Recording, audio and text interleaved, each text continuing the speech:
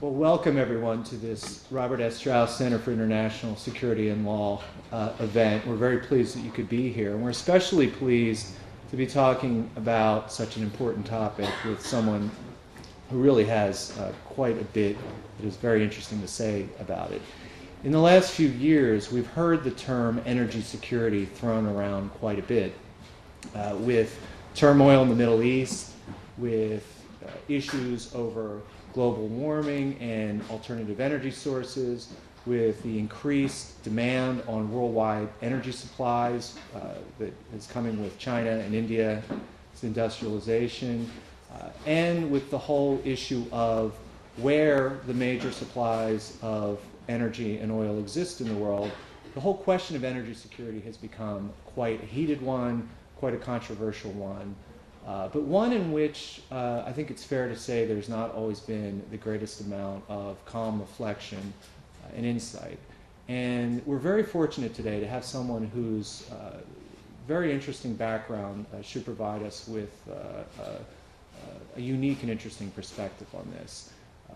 Felix, I've had the pleasure of knowing Felix Chang for 5-6 years now. We first met on the kind of junket circuit as the American Council of Germany Young Leaders Program, and we met again this summer in Taiwan on a similar excursion. And Felix not only represents in the type of subjects that he looks at the kind of innovative knowledge and breadth that we're looking for at the Strauss Center, but his background does as well. In the past, when we've looked at questions like this, the usual response is to round up academics and scholars and think tanks. But Felix is unique in that he has a background in all sorts of worlds. He's got a very distinguished academic background, an MBA from Duke, an undergraduate degree from the University of Pennsylvania, where he was a student while I was getting my PhD, and we were trying to figure out if we had crossed paths at that point or not. He has had a very distinguished career in government and has worked in a variety of agencies, including in intelligence and in the Defense Department. He's worked in think tanks and is currently an associate at the Foreign Policy Research Institute in Philadelphia, a very distinguished think tank. But he's also had great private sector experience, working with Mobil Oil and most recently with Booz Allen. And one of the things that the Strauss Center is really attempting to do is to find those rare individuals who actually are able to operate in all those worlds and bring the perspectives, not just of the ivory tower, but also the public sector and the private sector into the discussion in a way that we think will improve the level of discussion and our level of understanding. So I am quite pleased and very happy to welcome Felix Chang to the Strauss Center to speak, and the title of his talk will be Energy Security, Perceptions and Policy Choices. So please join me in welcoming Felix to Austin and the University of Texas.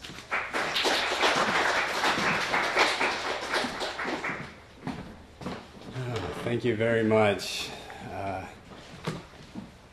Whenever I listen to kind of the laundry list of all the places I've been, I always think that just never figured out what I wanted to do with my life, really. That's what it was. But as Frank and I discussed the concept for this talk back in, last fall, I guess, it was a struggle to try to encapsulate a lot of thoughts. And when I actually mentioned this at the time, I was consulting at the Department of Energy, and I mentioned it to one of the staffers there. She immediately said, "You're going to go talk about energy security in Texas? What do they know about conservation or renewable energy?" And I had to remind her that Texas does have the largest wind farm in the United States now.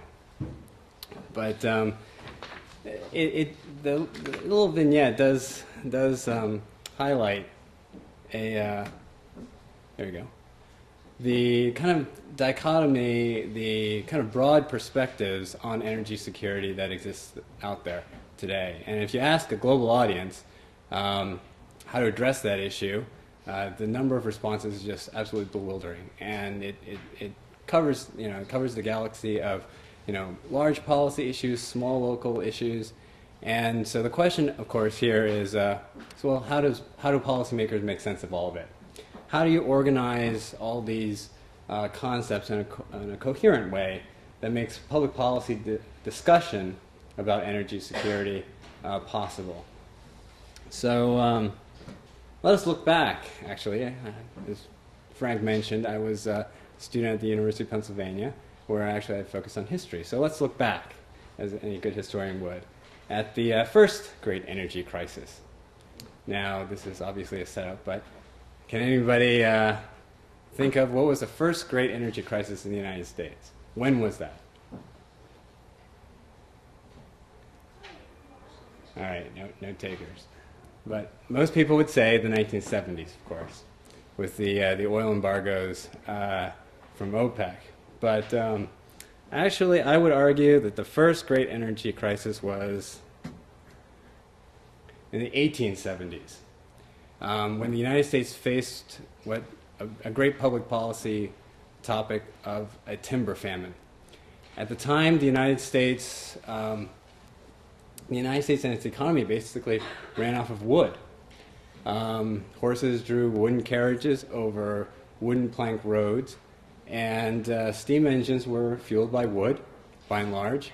And as the public policy debate matured, by the turn of the century, the U.S. Forest Service was created.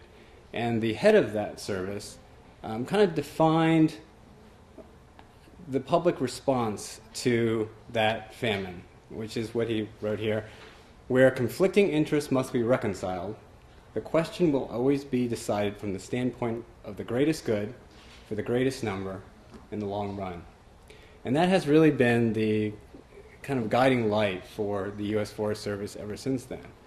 But in thinking about it from a public policy perspective, and looking at it actually from another discipline, mathematics, it does, if you think about that statement, it does kind of sound like an optimization problem.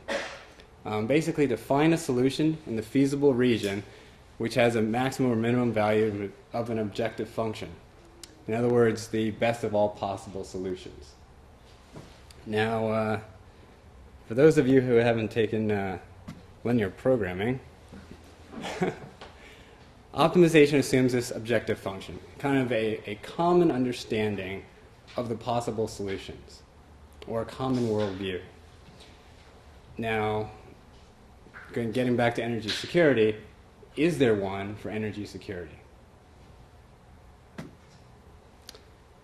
Well, lots of folks think so, and so they start throwing darts at it, or in this case, I guess arrows, to try to get to that greatest good, to try to get to what they think it is. And of course, in the process, criticizing a lot of other people who they think are misguided in their beliefs, of course. So in thinking about that, it's good to think about what makes the world go round, basically energy. I have to show this kind of obligatory eye chart slide here about the energy flows of the United States. This is from 2006. There are many things you can take from this chart. Let's see, the kind of uniqueness of solar photovoltaic energy production, because it's probably the only one there that produces electricity by the need of a turbine. There is the kind of interesting aspect of the fact that almost all forms of electricity require a turbine and thermal plant. But what I really want to focus on here is two things. One is the bifurcation of how energy is consumed. Basically, transportation fuels and electricity are the usage patterns. The actual resources that go into it, as you can see from this entire list, transportation fuels, petroleum and biofuels are the only two. And I tried, when I created this chart, I tried to kind of weight the arrows to accurately represent what the what the inputs are from the energy resources themselves. But that's the first thing. And the second thing is, of the resources required to, to create those usage flows, if you take a look at the variety of methodologies from the electrical perspective, that'll become important a little bit later on. So let's get to definitions. So what is energy security? 2001, the International Energy Agency defined it as the availability of a regular supply of energy at an affordable price. In 2007, the White House had a summit with the European Union and issued a statement basically to the fact that energy security seeks to ensure access to affordable, clean, which was the new kind of term that was added there, and secure sources of energy to underpin sustainable global economic growth and to protect our environment. So to summarize, I created this little definition, which I define as the availability of a reliable, affordable, and clean energy supply. Sounds simple enough, right? I think we all can agree with that. So, if that's the case, then getting from here to there, you have to apologize for my my drawing. I just kind of did it on the fly. But this is the public, the policymakers, and they want to get to that future, that energy security future, and it should be a simple matter of getting from point 1 to 2 to 3, and you kind of get there. But not so. What I found in discussing this topic with a lot of people from a lot of different places around the world and a lot of different occupations is that there are really 3 completely separate worldviews. One revolves around power, and that gets to the issue of reliability. One revolves around kind of the economics, which gets to the issue of affordability, and of course the environment and the issue of the cleanliness of that supply of energy. And the best way I can, I guess, talk about this issue is back in the late '90s, when I was still at Mobil Oil. I was pretty new at that point at the company, and an invitation came to go speak at an energy and environmental conference in Europe. And looking down at the list of attendees, they noticed a lot of environmental organizations would be there, and they thought, okay, who should we send over there? Well, let's send Felix. He's the new guy. We'll throw him to the wolves. So I went off, kind of girded for battle, as it were. But when I arrived there, I found in talking to the people from government organizations, non-government organizations, and private industry, that the real issue was that they weren't really seeing the same future. They were seeing different visions of what energy security meant, and oftentimes they would basically be talking past each other. So whereas some folks got really aggravated over the course of the conference, I saw it less in terms of aggravation as in terms of, well, just misinterpretation.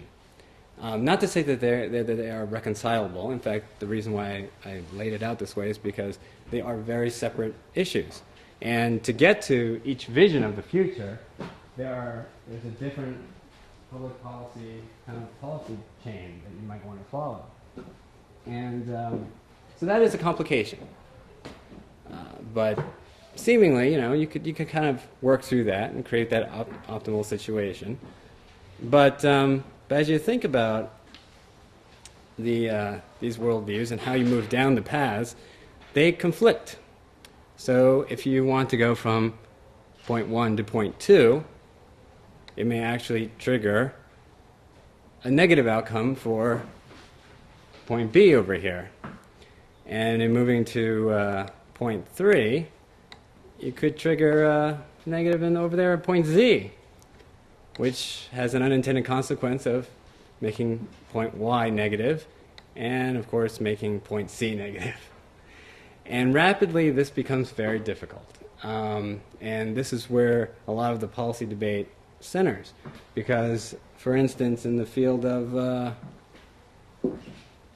say natural gas pipeline, say I don't know how many of you know, there's great consternation in Western Europe over a pipeline that runs from Russia through to Western Europe, and it would take great strides in solving this issue and creating an affordable source of energy. But relying on Russia for anything is a little haphazard from the perspective of the power relationship. Moving from point 2 to point 3, say that would be the building more nuclear power plants. Well, that has negative effects potentially for the environment, direct in terms of the potential dangers, hazards, even as small as they may be, of a nuclear plant having a meltdown. But then there's the unintended consequence also of producing nuclear waste. What do you do with nuclear waste?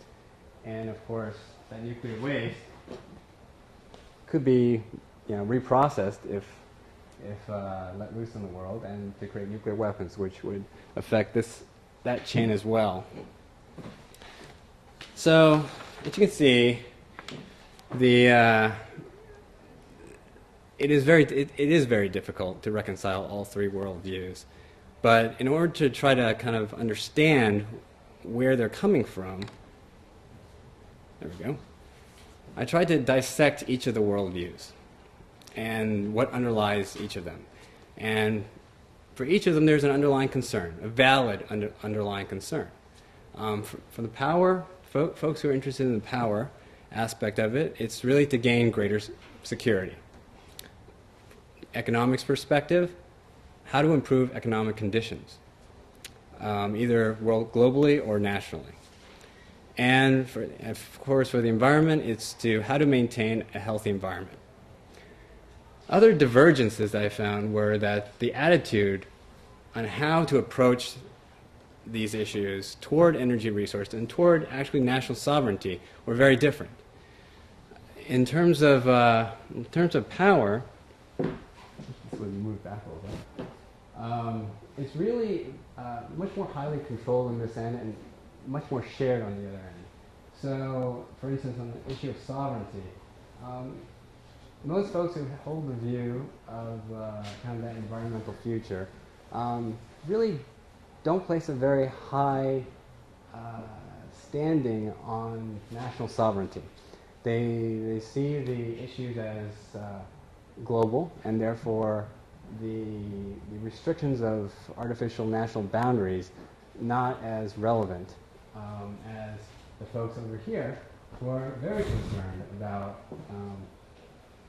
national power, national kind of freedom of action.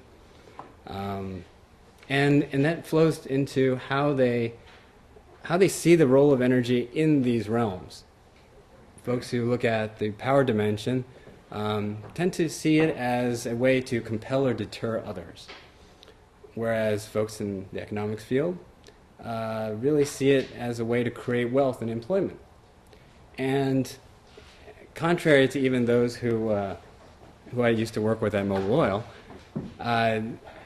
folks in the environmental kind of dimension, they don't see it as something to be circumscribed. They do see energy as a way to promote human well-being. Now, what are the primary issues? To the folks in the power dimension, it's basically how to control parts of the energy value chain. And that's writ large. So it not only encompasses things like pipelines, but also, as we were discussing coming over here, choke points where energy resources might flow through, say the Strait of Hormuz. From the economics perspective, the primary issue of energy security is how to stabilize prices. And you often hear that discussed in American political discourse, of course, with gasoline prices. And of course, for the environmental folks, it's really how to address climate change. And what do you have to do that? And the solutions that they offer, and I'll get into more of the policy prescriptions later in greater detail, but as an overarching concept, the folks who focus on power really focus on creating energy dependence or independence as a way of addressing the issue of controlling the parts of the energy value chain. For the economics folks, is really to increase and diversify energy production towards market-efficient resources. And for the environment folks, it's really to increase conservation and energy intensity. Those are the areas, solutions that they really focus on. And of course, diversifying what additional energy production is required toward renewable sources. Now, for more specific policy prescriptions, unsurprisingly, they also diverge. And they diverge on two different dimensions. As I showed in the kind of obligatory slide on the flow of energy in the United States, there are really two categories, and they're really very separate: transportation fuels and electricity. Transportation fuels is kind of separated from electricity, not so much because of what it's used for, but because of the flexibility of their infrastructure. Transportation fuels, it's very difficult to switch inputs because the supporting infrastructure, wow, I must have did a copy and paste. That should be inflexible, not flexible. The oil industry and the auto industry have a very tight relationship that has benefited both of them. There is an infrastructure that supports an oil-based transportation network, i.e. all the gas stations that you see across the United States and across the world. It is very difficult to remove yourself from that infrastructure because you have to create a new infrastructure to support everything, an electric car system. And one of the big heated debates right now in Washington, among policymakers as well as in corporate boardrooms, is each of these two industries pointing their fingers at each other and saying, who is going to move first? Does the car industry move first in developing, say, electric vehicles? They say, well, we can't, because if we sell them, no one will be able to replenish their electric batteries on the road. Whereas the oil industry says, well, we can't divorce ourselves from the natural resource industry because there are not enough cars in order to create the gas stations, so I guess it wouldn't be gas stations, the fueling stations, to equip them with the electrical power in order to do that, electrical systems in order to do that. Electricity is very different, though. It's relatively easy to switch inputs because, as we saw earlier, almost all the electricity goes through this process of thermal plants and then and turbines in order to create the electricity. So, relatively speaking, the supporting infrastructure for electricity, the switching costs are much lower. And so as we look across the field here, the folks who are interested in power really want to increase control over production and distribution. So either through economic means or military means, to control those, either the sources, i.e. the oil fields themselves, or the oil pipelines in the case of transportation fuels, for instance. And they are very willing to impose price controls if necessary in order to achieve their ends.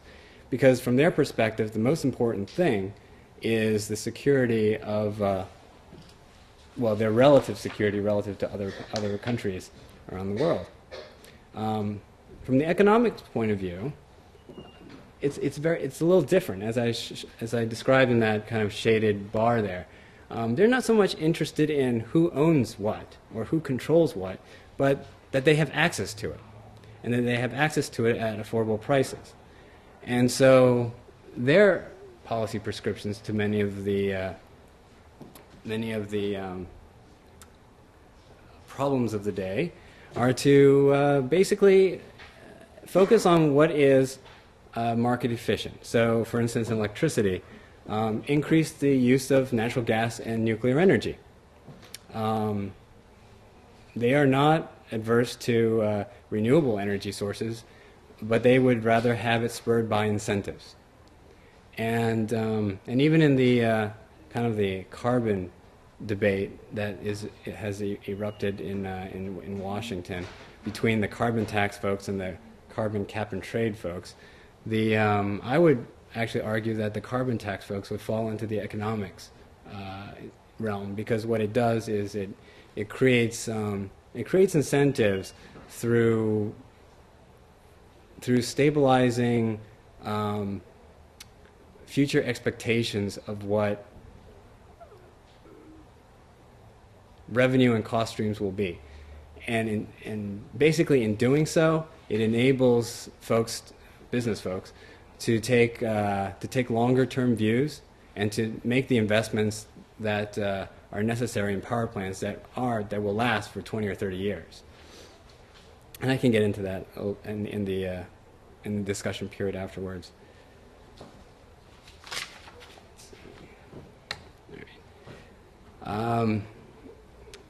This was something that I started thinking about in my travels to East Asia, to Europe, in talking to various different audiences about energy security and how they perceive it.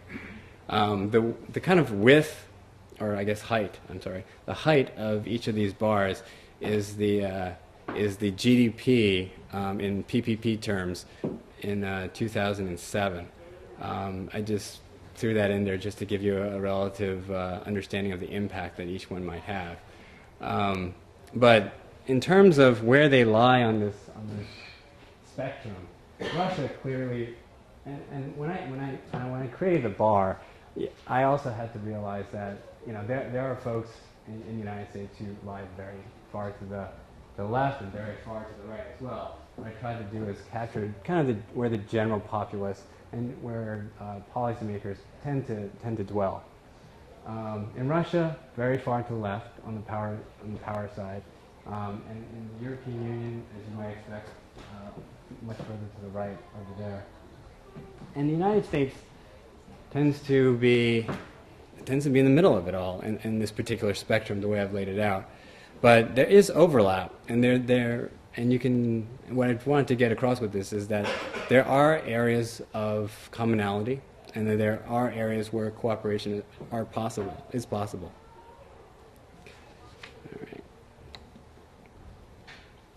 All right. The other thing that I've learned in all my travels is that the policy debate is not going to end, as long as there are these divergent worldviews. By and large, it's focused on the negative impacts on the other side's policy choices, rather than on what motivates, what incents each of the players in this debate. Now that said, I'd like to caveat that with this nifty little chart here. Many of you might remember this from high school chemistry. It's the catalyst chart. In order to create a reaction, you add a catalyst, and it actually lowers the energy required to get from point A to point B.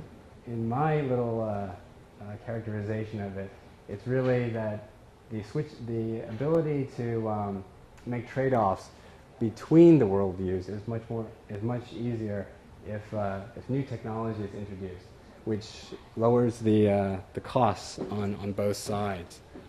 But the pace of innovation is difficult to predict. The ideas that came out of American technology and American innovation in the 1970s as a response to the oil shocks there did not really come to full fruition really until the 2000s. Much of the technology that was invested at that time was not cost effective, whereas today it's becoming much more so. So how do we move forward? How do we move forward from here? Way forward, number one, each side appreciates the other side. This is the kind of reconciliation model. Each side appreciates the other side's worldviews and works to integrate their constraints and incentives, developing a joint worldview that basically everybody may not be all, smiles and kisses over, but they can all agree to, and that policymakers can then optimize. Way forward number two is a little bit more opportunistic. It's focusing efforts basically on how each side works within its own worldview, and then policymakers essentially pick from among the successful solutions. So these folks might work on one aspect, these folks on another, and then they say we want this one, and that. And that has been a second way of approaching this issue. Both these ways are being sought within government circles as well as industry circles. I can't tell you which way is going to win out. We can discuss that a little bit later. I have my own personal views, I guess. But we started this discussion with a talk, a little bit of discussion, I guess, about the timber famine. Fortunately for the United States, its energy usage at the time, which was based on steam, was flexible. And timber soon gave way to coal and then oil as fuels. So the crisis was averted. But at the time, if you think about it from a public policy discussion, there was basically one worldview, and that was that of economics. The public policy response was to create the U.S. Forest Service to manage the use of the national commons. The voice of preservation, despite the hoopla that Teddy Roosevelt often gets, was still very, very small. Now, since then, that small voice has grown much louder. And that really became the environmental movement of the late 60s and early 70s, and really focused on how to protect our national forests. But the policy debate that accompanied all that change was neither clear-cut nor definitive. It goes on today. And today's energy security problem, unfortunately, does not benefit from that same circumscribed national parameters as the timber famine had. Instead, it spans the globe. It stretches beyond the boundaries of overt governance. But one thing it does have in common with the timber famine of the 1870s is that we must recognize that what is considered to be the greatest good changes over time, and it changes with human needs. In closing, however we approach it, energy security remains an important public policy issue for national security, economic development, and the habitability of the environment. It is important now because the choices we make today will endure for the next 20, 30 years, because that is the length of time that the investments we make today will have into the future. Thank you very much.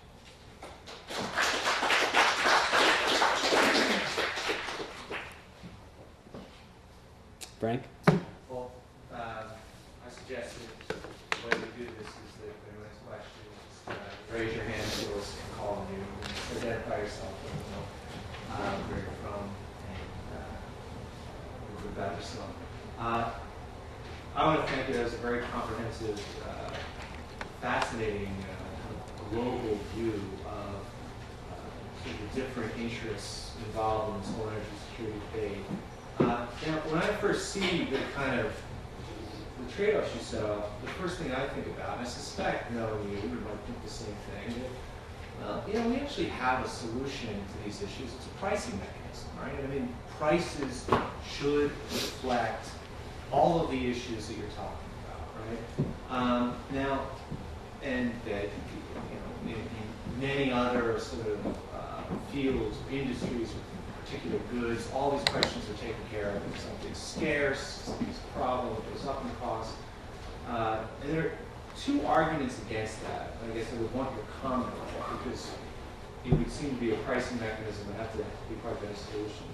The first is that in energy, the pricing of energy doesn't take into account externalities very effectively, right? And there's two big externalities it doesn't take care of. The first is security, what you talked about.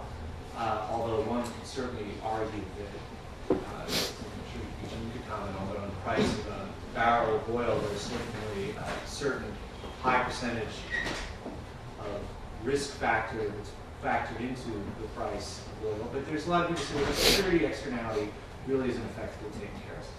So the other externality is, of course, environmental damage. So, comment on that. Yeah, I'd like to hear. Do you think the pricing mechanism, maybe with some tinkering, could be an effective way of coming up with this problem? The second argument against the pricing mechanism being effective is that there are certain types of goods that aren't the same as others. They're strategic goods, right? And that there's something about their quality, something about their characteristics that means we can't just allow them to be determined by market mechanisms. And that maybe it's because there's a national security angle to it. Maybe because our dependence upon it, prices would become too unstable and too large. This is an argument that you commonly hear. So if you could comment on whether or not you think just the pricing mechanism can take care of, resolve these differences. If not, why? If so, how can it be improved? Kind of related to that is we had Rex Tillerson here about 3 or 4 months ago, giving a speech at the Strauss Center.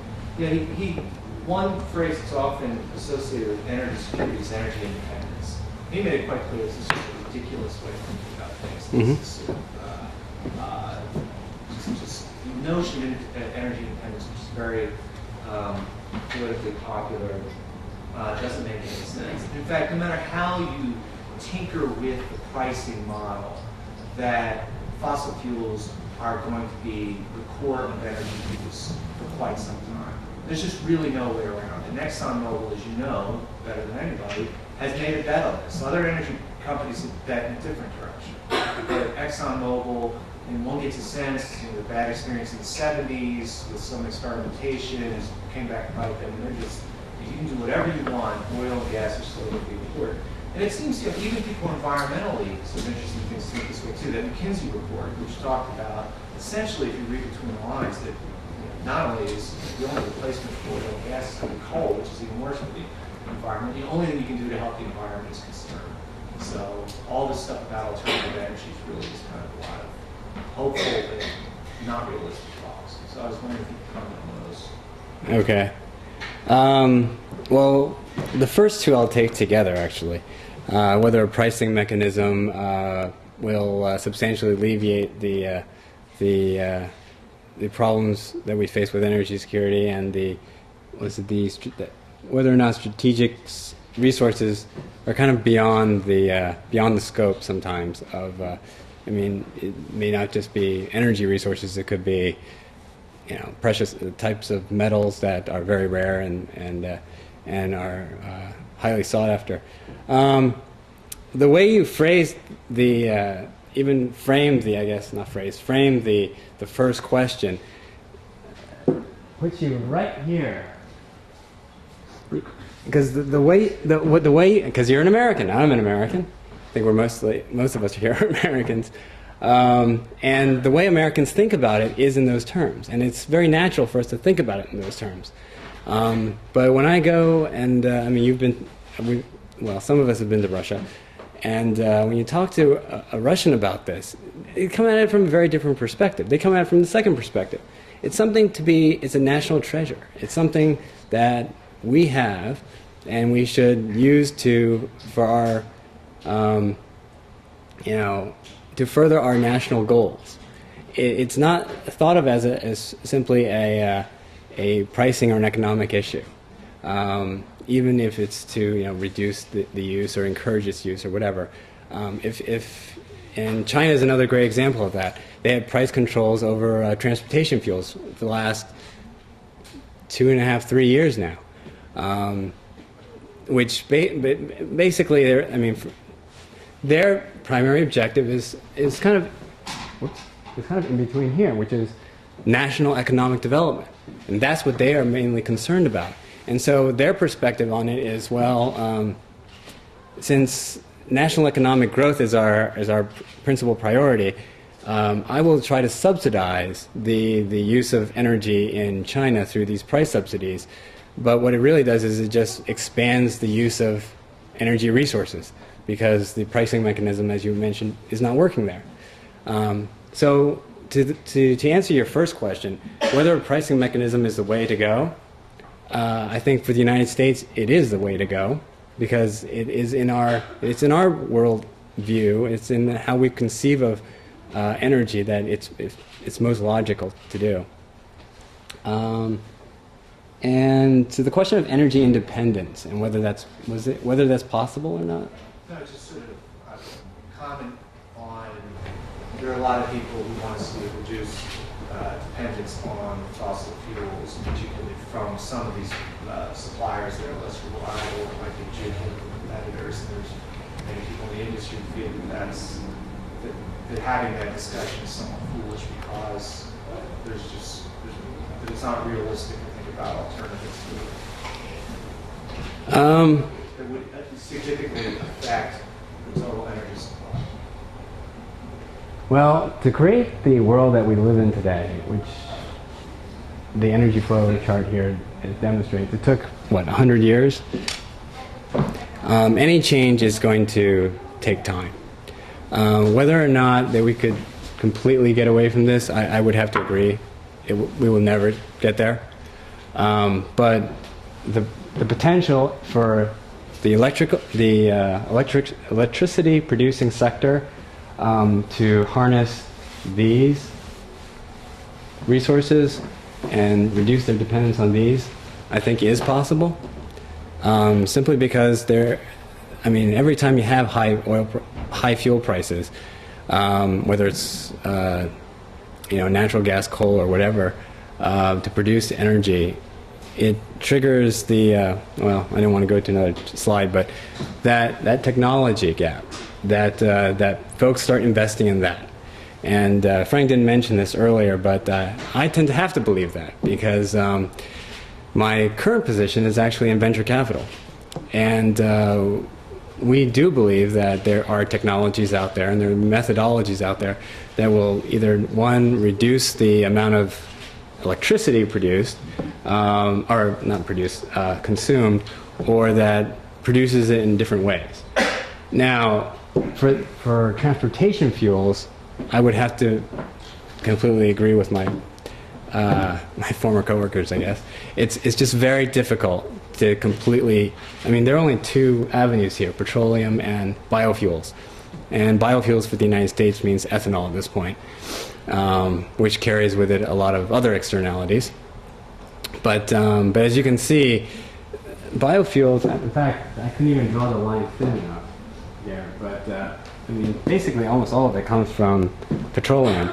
And to change the American economy and to restructure it in a way that divorces ourselves from that dependency, it's extremely difficult and extremely improbable in the near term, I guess. It would really have to require a major concerted effort on part of not just the petroleum industry, but auto and petroleum industries together at the same time. Yeah, so Dave talked about very literally interested in sustainable mobility.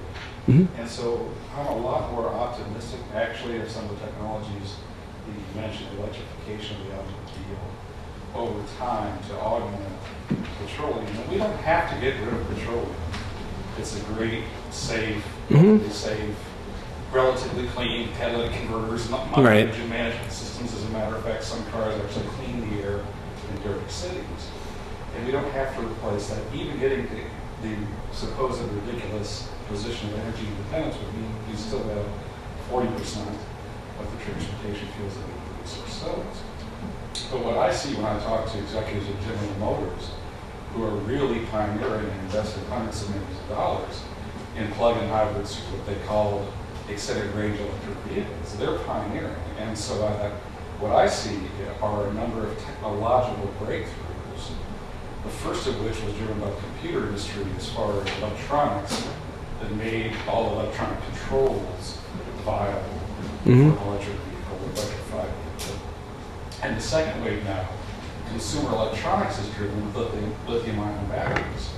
So I see within the next few years that we'll see some pioneering technology, plug-in hybrids, that really do have a viable potential mass market appeal.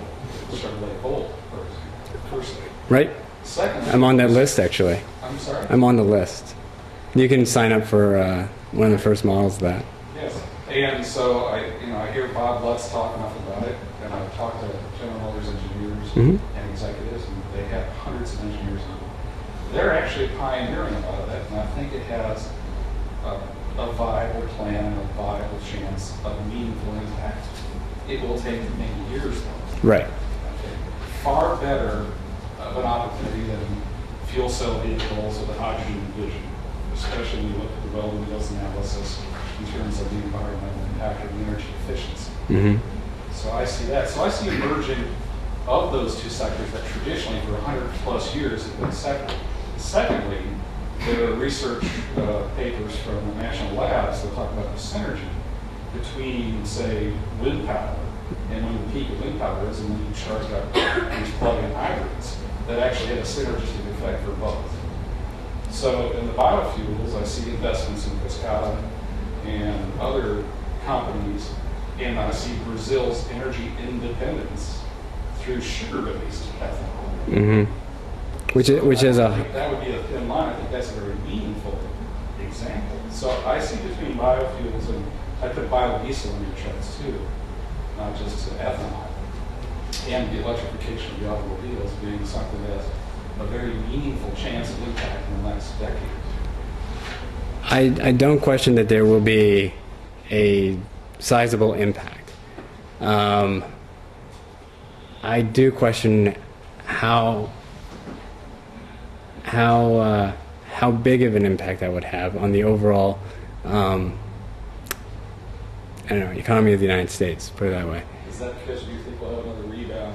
And last time in '86, the Saudis turned on the spigot and drove down energy prices to get the cartel well behaved. Right. Do you think that if these technologies come online and they really have demand destruction or substitution, that it'll lower prices enough to start hampering the alternatives again? Or is it just the technology? Yeah, let me. Viable enough? Actually, that is my one backup slide. It's the classic thing is the sinusoidal wave with progressively upward slope still.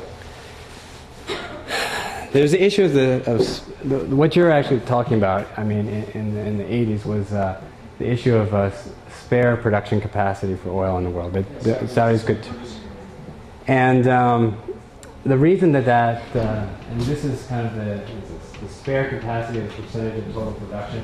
And you can see in the mid 80s you have this massive spike, and then of course it trails out to almost nothing. And this is overall global oil production. I actually put this slide in there because I figured somebody would ask about peak oil, but it marries very well with your comments because when we had the big energy crisis in the early 70s, the oil industry responded by massive investment in new production capacity. That didn't come online until here. And that's what really caused the decline. And back in 2000 and forget 2000. Back in 1997, when I started at Mobile, oil prices were a bit south of where they were right now. They were about $13, $14 a barrel. And let me tell you, it was really hard going to the board of directors and trying to convince them of any project at $13, $14 a barrel. And so by 2001, when oil prices started to go up again, there was a lot of reticence in the boardrooms of major oil corporations from making the same mistake. Because as those of you who grew up in Texas know, whereas the rest of the United States was enjoying a pretty good-sized boom by the mid to late 80s, Texas had a small mini recession. And cities like Dallas had to completely reinvent themselves into kind of technology and healthcare centers, which, being good Texas as they do.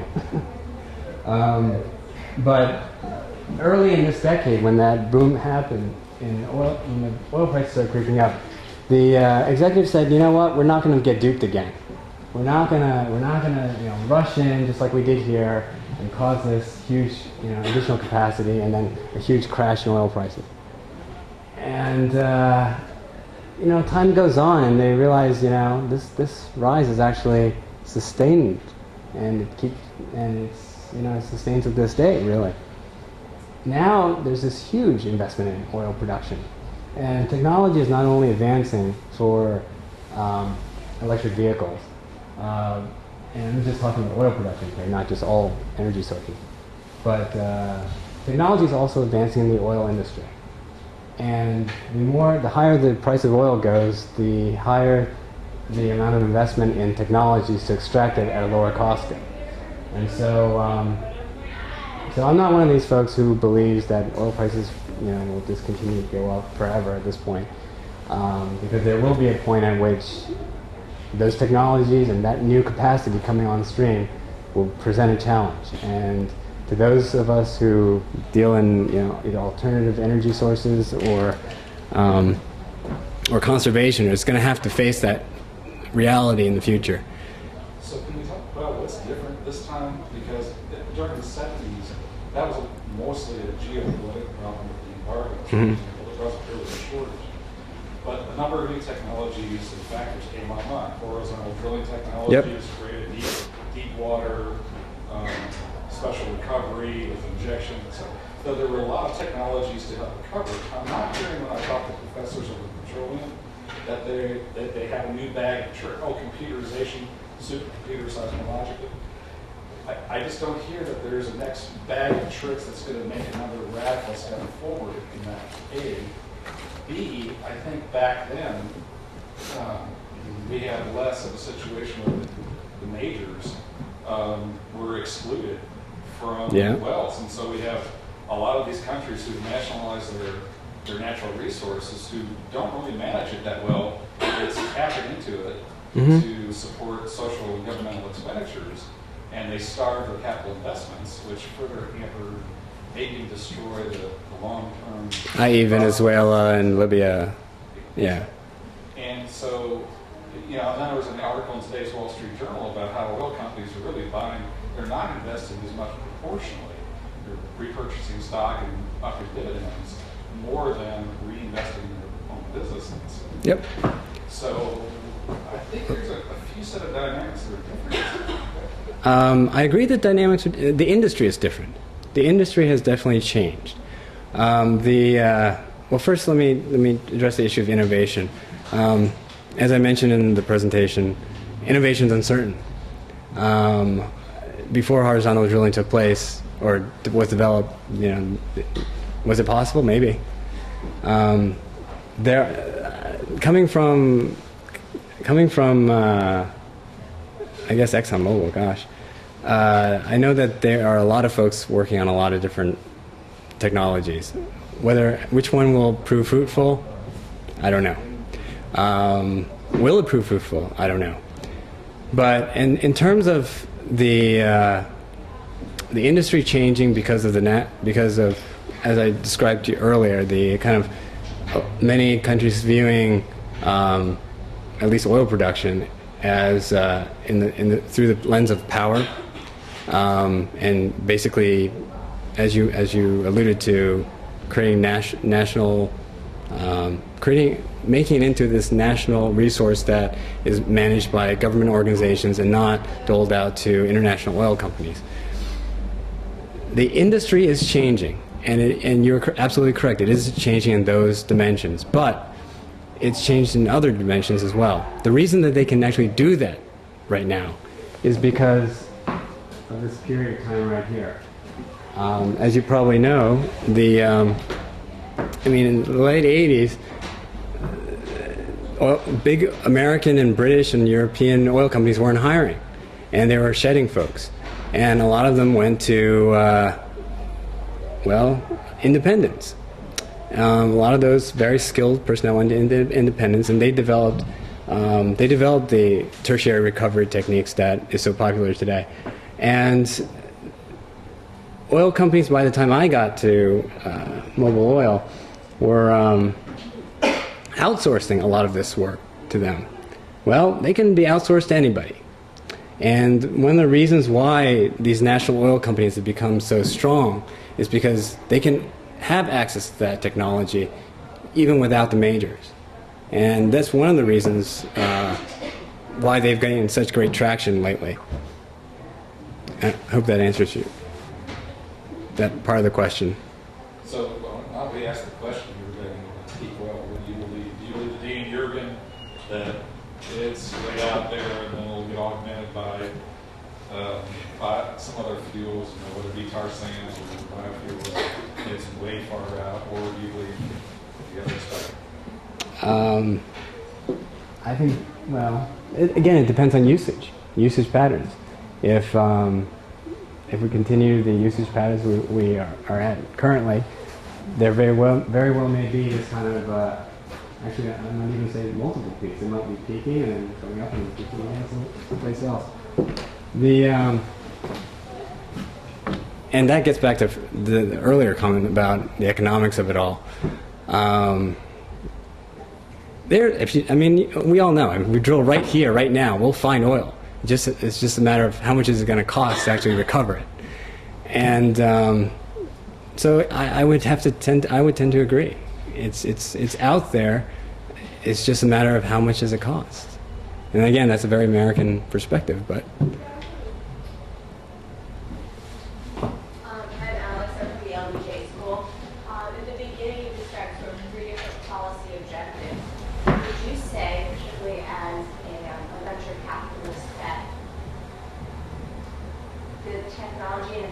Strategies will differ depending on the policy objective that is chosen.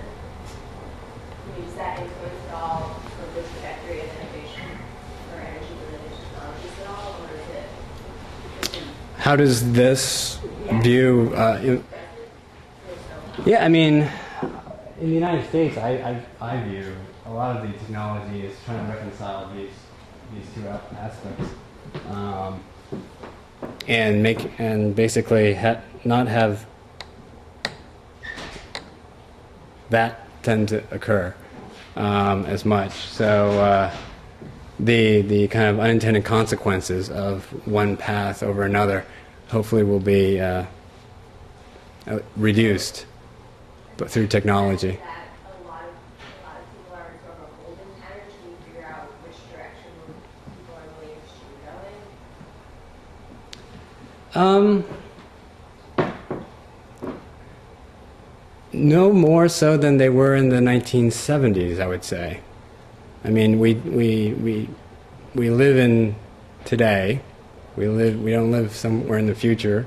So the technology that is available, I don't know if waiting is the right term to from a public policy perspective. Waiting is the right way of thinking about whether we should move forward or not. I think we're going to move forward with whatever technology we have right now, and whatever technology that's kind of in the immediate offing. And if you have a good idea, I'd like to hear it.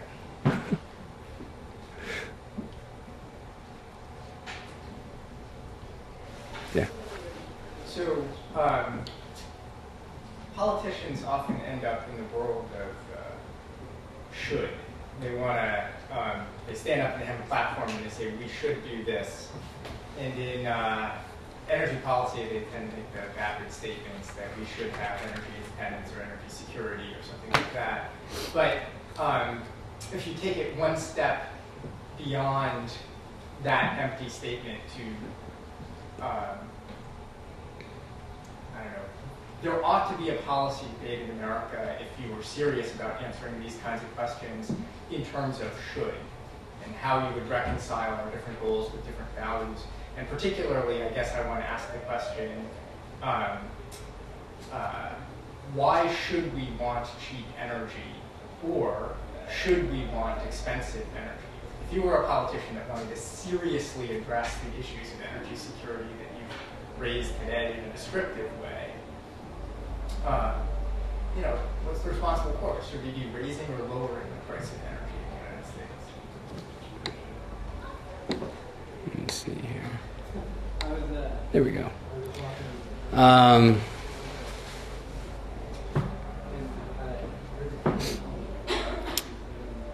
We live in a democracy. Politicians, in order to say should, need to get elected. It's kind of hard to get elected on the basis of raising energy costs. Now, there are policy debates, I know. I mean, as we all know about the dealing with the carbon issue, which would essentially, I mean, raise the cost of energy as a mean, either through a carbon tax or the cap and trade method, as a means to refocus usage on the one that is least harmful to the environment. I'm not a politician. I can't. Well, I mean, lots of these things. So we don't like it that when we buy oil, we think some of the money from oil goes to people who don't like us, right? So whether it's Saudis taking the money and giving it to Al Qaeda, or whether it's Hugo Chavez sticking his finger in our eye at the UN, we don't like it. So we could suggest, let's stop. Let's adopt policies to stop giving money to people we don't like. It'll raise the cost of energy in the United States. You put high tariffs on imported oil, for example. Right? There are all kinds of ways to make proposals and explain why maybe we would want to do. You could, in any of these power economics environment, you could make a case for high or low oil prices, and I think you're exactly right.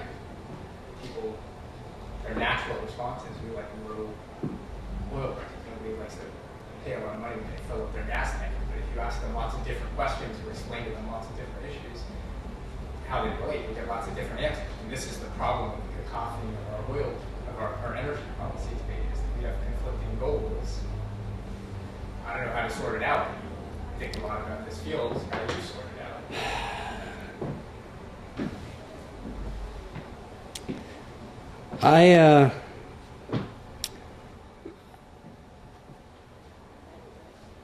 I guess my background in, I guess, the practical realities of business lead me to believe that the path of least resistance is the way that folks will eventually travel. And interest rates. The United States has pretty low interest rates relative to the rest of the world. And the reason it has kind of unusually low interest rates given our government's fiscal and monetary policies is because the reserve currency of the world is the US dollar. And it allows us to spend in ways that this kid from upstate New York would rather not see their government spend. But it does. And but other players in this global monetary system all have an interest in preserving it. East Asian countries have an interest in preserving the way things work because it enables them to pursue export-led economic development, and it enables them to accumulate large surpluses of U.S. dollars. Many different players have an interest in the system, and so when you pose the question of, well, can't we just, as a public policy issue, start thinking about higher prices for all this? I think it'll be as feasible as, well, let's just raise interest rates across the board in order to stop this, the U.S. dollar from falling abroad, the whole system of governance of how countries govern monetary policy. I mean, it's so large that from the practical reality standpoint, I'm just a little dubious. I mean, you could get up and there are folks who get up on soapboxes and say, we really need the carbon tax, which actually I would argue is more efficient than the cap and trade model, but they get shouted down, and it's just very difficult. And again, the world changes. I mean, the United States could, from the standpoint of world views, could shift this way. We could look more like Japan. In which case, the arguments would become, the kind of perception, the instinctive response of what policies we should take, would mirror more like Japan or the European Unions. I mean, and the whole issue of the carbon tax may be less, explosive. So, I don't know. Yep. You mentioned the United States shifting, and I guess that's kind of what I wanted to ask about, because I can see how countries would orient towards one sort of policy agenda, Mm-hmm. but how do you think, or what do you think that the impact of oil companies and utilities like BP, Shell, Eon, stuff like that, being involved heavily in renewable energy? Do you see that business interest shifting, like sort of breaking the stalemate? As I think was mentioned before, I think certain companies are taking larger leaps than others. British Petroleum is one of them that has heavily invested in solar, for instance, and heavily marketed solar. I think they are the third largest solar producer now. I can't remember exactly the ranking. But whether or not that, from the perspective of whether or not that's going to, change the trajectory, is that what you're getting at? Do you think it would shift a country like the United States toward a more environmental focus? Oh, I see what you're saying. Economic kind of center? The question you're asking is, do companies lead consumers or do consumers lead companies? And I would tend to believe that consumers lead companies. Now, government policies can shape the company's decisions, of course, but by and large, I think consumers will lead companies.